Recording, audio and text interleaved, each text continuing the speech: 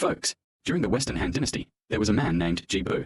The emperor offered a reward of 1,000 jin of gold for his capture, yet the common people risked their lives to protect him not because he held a high official position, but because a single promise of his was more valuable than 1,000 jin of gold. The son of an elderly villager had once been saved by Ji Bu. Now that Ji Bu was in trouble, the old man said, "We trust you."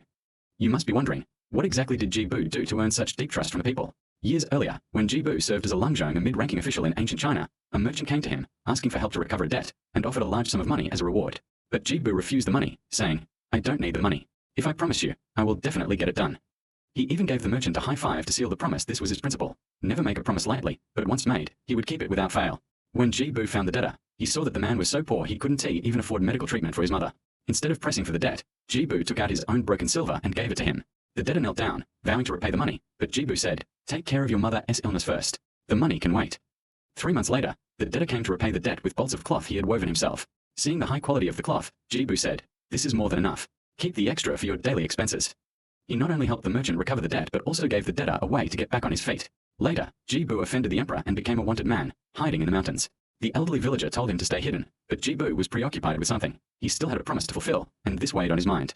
It turned out Ji Bu had once promised young Master Zhong that he would help the village repair the bridge after the autumn harvest. Now the autumn harvest had passed, but the bridge was still unrepaired. Young Master Zhong had sent someone with a letter. As soon as Ji Bu read it, he became even more anxious.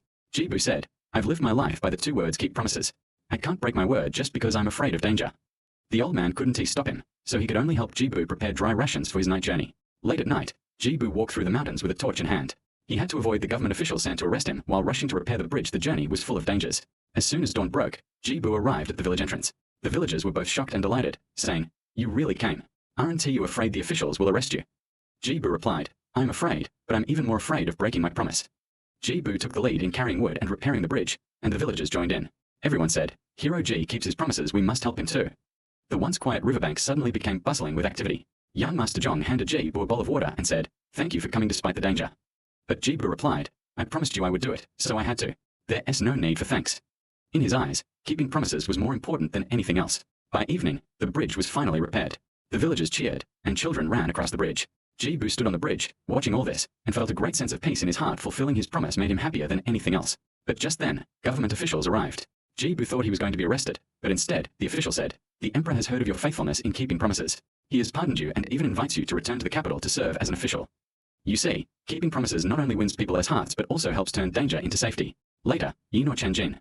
Wai Nuo Chen Jian became an idiom, which describes a promise that is as valuable as 1,000 jin of gold.